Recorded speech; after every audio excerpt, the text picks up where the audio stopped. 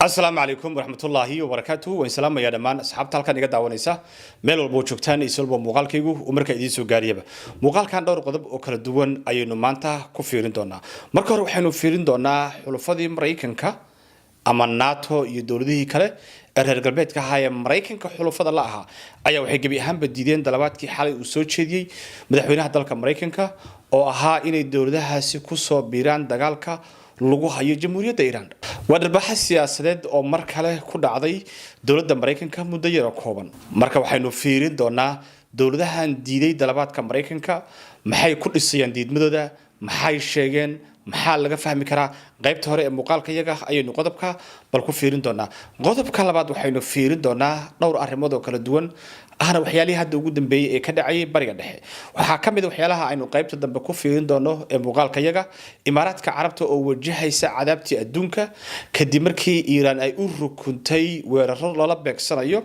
meelaha kaabayaasha dhaqaalaha u ah imaaraadka carabta Israa'iil oo bilowday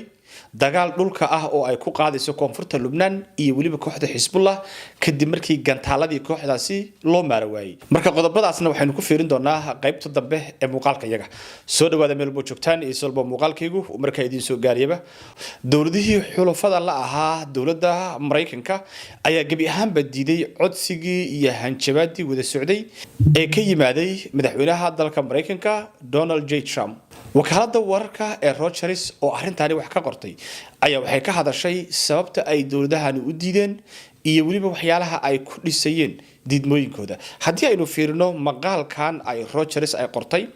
ayaa wuxuu sheegayaa in qaar ka mid ah xulufada Mareykanka sida Jarmalka, Spain iyo Talyaaniga aysan qorsheynaynin inay si degdeg ah maraakiib dagaal ugu diraan furitaanka marinbiyoodka istiraatiijiga ah ee markaasi Hormuz oo xilligan ay Iran gacanta ku maamulayso isla markaasna ay xirtay haddaba waa maxay sababta dawladahanu ay u yiraahdeen si degdeg ah markib uma dirayno waxay dawladahanu ay cuskadeen laba qodob oo kala duwan markii aynu fiirino hadalka ka soo yeeray ra'iisul wasaaraha dalka Jarmalka wuxuu sheegay in aysan wax sharciyada u haysanin markii laga hadlayo sharciga u yaala qaramada midoobay midka u yaala European Unionka ama NATO inay markaasi galaan dagaalka ka socda bariga dhexe marka dagaal aan sharci ahayn sharciyada waxa la yiraahdaa qaramada midoobay iyo European Unionkana aysan markaasi ina siinaynin sabab dagaalkaas u galno ma galayna ayuu yiri ra'iisul wasaaraha dalka Jarmalka dhanka kale wuxuu sheegay ra'iisul wasaarahanu dagaalkani uu yahay mid Mareykanka iyo Israa'iil markii ay bilaabayeen aysan ayaga kala tashanin marka dagaal aan wax tashi aan laga siinin oo hadda meel dhex maraya ma doonayn inaan galno ayuu yiri ra'iisul wasaaraha Jarmalka marka dawladahaasu oo ku hadlay afka NATO iyo waliba European Unionka ayaa gabi ahaanba iska diiday dalabaadkii ka soo baxay madaxweynaha dalka Mareykanka Donald J. Trump dhanka kale ilaa 5 dawladood ayaa iyaguna waxay ka digeen dagaalka la sheegay in Israa'iil doonayso inay dhulka uga qaado koonfurta Lubnaan iyo kooxda Hezbollah dawladahaas oo kala ah dawladda Canada dawladda Faransiiska dawladda Jarmalka Talyaaniga iyo Ingiriiska waxay soo saareen statementi ay ku midaysan yihiin waxayna sheegeen weerar kasta oo dhulka ah oo Israa'iil ay qaado inuu yeelan doono cawaaqib xumo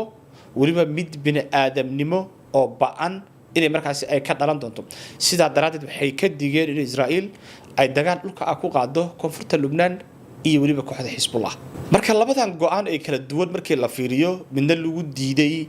in maraakiib lagu geeyo marinka Hormuz midna looga hor yimaaday dagaalka dhulka ah ee Israa'iil ay doonayso inay ku qaado koonfurta Lubnaan ayaa waxay muujinayaan in xulufadii Mareykanku ay gabi ahaanba diideen dhaqdhaqaaqa Israa'iil iyo Mareykanka ay ka wadaan bariga dhexe haddaba sidee madaxweynaha dalka Mareykanka Donald Trump uu arrintaani uga falceliyay I don't need your aircraft carriers after we've already won so those things are very disappointing and you have to remember we have 45,000 troops in Japan we have 45,000 troops in South Korea we have 50,000 troops in Germany we defend all these countries and then do you have any minesweepers and they say well would it be possible for us not to get involved I've been saying it for a long time Trump oo ka hadlay munaasabad ka dhacday aqalka cad ayaa wuxuu sheegay inay jiraan dalal badan oo doonaya inay dagaalka markaasi ay ku soo biiraan laakiin wuxuu muujiyay niyad jab weyn oo ka dhana xulufo muddo badan soo jirtay asagoo markaasi la hadlaya NATO wuxuu yiri waxaynu muddo badan difaacayna NATO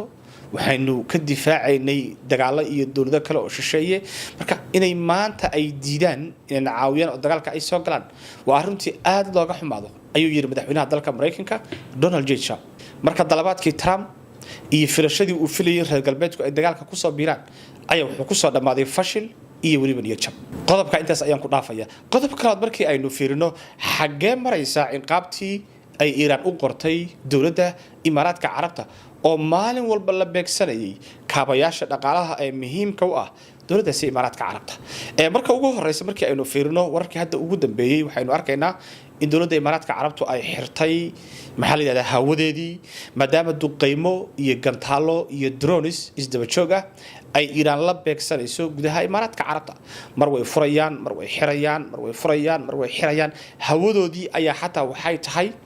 mid qalqal badan uu ka muuqdo mararka ay gantaaladu soo bataan way xirayaan marka ay gantaaladu yaraadaanna dib bay u furayaan maadaama ay joogaan ajaanib aad u tiro badan oo la doonayo dalka in laga saaro waxay xoguhu sheegayaan sababta la doonayo in hawadooda loo furo oo looga baxo inay tahay inay dad badan oo ajaaniba doonayaan inay dalka markaasi ay dibadda ay uga baxaan waxyaalaha sidoo kale saacadii hadda la soo dhaafay ka dhacay gudaha dalka Imaaraadka Carabta ayaa waxa kamid ah in mar kale la gubay dekadii weyneed ee Fujairah dekadan dhowr maalmood ka hor ama laba maalmood ka hor ay jamhuuriyadda Iran ay gubtay oo inuu ogeyn qaabkii u gubtay mar kale ayaa la gubay oo waxa la arkayaa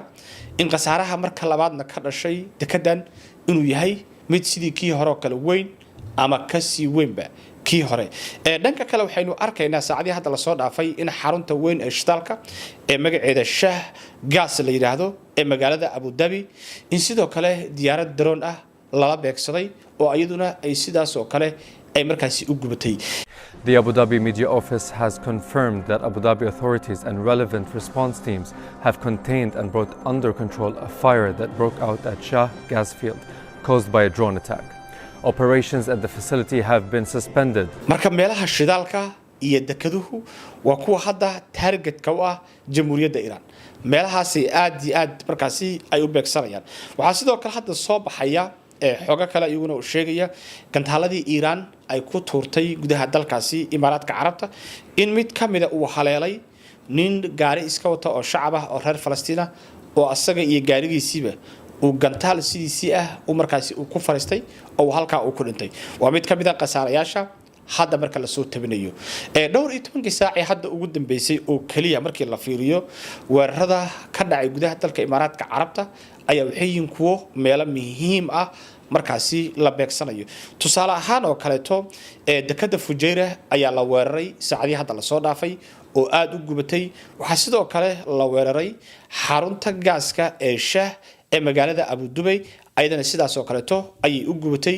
garoonka caalamiga ah ee Dubai ayaa asaguna la weeraray oo inuu ogeyn in muddo badan la damin la'aa dabkii ka dhashay haamaha shidaalka ee kaydka ee garoonkaasi Dubai marka waa dhowr iyo 10 saac inta la weerarayo dekada iyo garoonka iyo xarun kamid ah xarumaha ugu waaweyn ee shidaalka ee dalka Imaaraadka Carabta maantana waa maalin kale oo cusub maxay xaaladdu noqon doontaa lama yaqaano marka Imaaraadka shaqo weyn ayay Iran ka dhax wadataa bal hadba wixii ka soo baxa muuqaaladeena dambe ayaynu ku fiirin doonaa taa waa dhankaas Israa'iil ayaa waxay ku dhawaaqday in dagaal dhulka ah ay ku qaadayso kooxda Hezbollah iyo waliba koonfurta dalka Lebanon la yiraahdo haddaba xagee dagaalkaani uu ka bilaabanayaa meelaha ay sheegtay Israa'iil inay Bavazon ka dhiganayso iyo arrimaha ayaynu fiirinaynaa dagaalku wuxuu ka bilaabmay haddana la arkayo inuu ka bilowdayba waa koonfurta Lebanon sidaan idin sheegay waxaana xalay laga maqlay halkaasi rasaas culus ama iska hor imaad dhulka ah oo u dhaxeeya Israa'iil iyo waliba kooxda Hezbollah meesha lagu dagaalamayo waa agagaarka magaalada Qiyam ee aad ugu dhow buurta weyn ee istiraatiijiga Israa'iil waxay sheegtay in duulankan ay ku qaadayso koonfurta Lebanon danta ay ka leedahay inay tahay inay burburiso kaabayaasha ciidan ee kooxda Hezbollah isla markaasna ay samaysato Bavazon ama meel markaasi ay ka difaacato waqooyiga Israel maadaama waqooyiga Israel maalmihii hadda la soo dhaafay ay si weyn u burburisay kooxda Hezbollah habeen walbana ay intaas oo gantaal markaasi ay ku garaacayso marka Israel sida hadda muuqata cabsi weyn ayaa gashay waxayna sheegtay in webiga Litani aagagiisa ay ka samaysan doonto buffer zone webigani waa kanaad arkaysaan waliba buuraha hoostooda mara webigan wuxuu leeyahay hal bridge 3 maalmood ka hor ay Israel waxay ku jabisay bundaasi duqayn marka waxa muuqata sababtii 3 maalmood ka hor Israel ay u jabisay bridge kan inay ka cabsanayso in kooxda Hezbollah ay ka soo gudbaan oo dagaal dhulka ah ay markaasi ku soo qaadaan waqooyiga dhulka Israel ee hadda ay haysato marka waxay ka hortagayaan Israel sida muuqata weerar dhulka ah ee kooxdan kaga yimaada hadii colaadu ay si balaarato marka buffer zone baan ka sameysanaay yiraahdeen oo halkaasi hadda u socdaan wabigii bundadii ku taalayna way jabiyeen si markaasi aan looga soo gudbinin oo waliba ciidamo hub wata oo dhulka ka imaanaya aysan markaasi uga soo gudbinin markii la fiiriyo arintan waxa la oran karayaa Israel ayda difaac ku jirtay Israel weerar ma ah oo ay in bridge kan la jabiyo isla markaasna ay sheegaan inay buffer zone ay ka sameysanayaan ayaa waxa loo arkaa inay tahay difaac Israel ay galayso iyo cabsi weyn oo xilligan kaga imaanaysa kooxda Hezbollah sidaan hore idinku sheegay inta uusan dagaalku bilaabanin aragtidii Mareykanka iyo Israel ay iibinayeen ee ku saabsanayd kooxda Hezbollah waxay ahayd in kooxdan laga taqalusay oo aysan naf lahayn laakiin hadda waxaynu arkaynaaba cidda sida dhabta ah Israel ay isku hayaan inaysan Iran ahayn ee ay tahay kooxda Hezbollah marka waa laba iyo laba markii dagaalka si dhab ah loo qiimeeyo Hezbollah iyo Israel waa laba furmood oo sar fadhiya halka Mareykanka iyo Iran ay yihiin laba furmood oo ayaguna dagaalamaya kuna dagaalamaya marinka caalamiga ah ee Hormuz iyo waliba saldhigyada Mareykanku uu ku leeyahay bariga dhexe marka dagaalku wuxuu u muuqdaa mid hadda laba u qaybsamay Mareykanka iyo Israelna iskaashigii ay doonayeen inay iskaashadaan ayaa asna hadda wuxuu u muuqdaa mid aan shaqaynaynin oo labada dhinacba laba furmood oo ay culus tahay ayaa ku kala furan waana sababta markii si dhab ah loo fiiriyo uu Mareykanku xilligan u doonayo in dawlado badan oo reer galbeed dagaalka ay soo galaan maadaama Mareykanka iyo Israa'iilkii wada socday hadda ay ku kala furmeen laba furmood oo ay adag tahay inay markaasi isaga soo gurbadaan labadan kooxood ee dagaalamaya markii la fiiriyo waxaynu arkaynaa dhanka Mareykanka iyo Israa'iil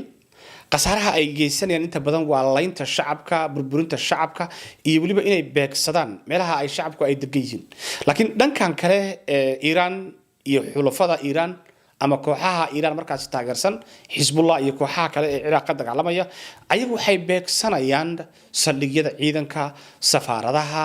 maxaa la yiraahdaa iyo meelaha ay ciidamadu ay degan yihiin ayay inta badan ay beegsanayaan marka laga reebo Hezbollah weerarada ay ka sameynayso waqooyiga Israel dhinacaas waxa la oran karayaa shacab ay ku baaba'ayaan ama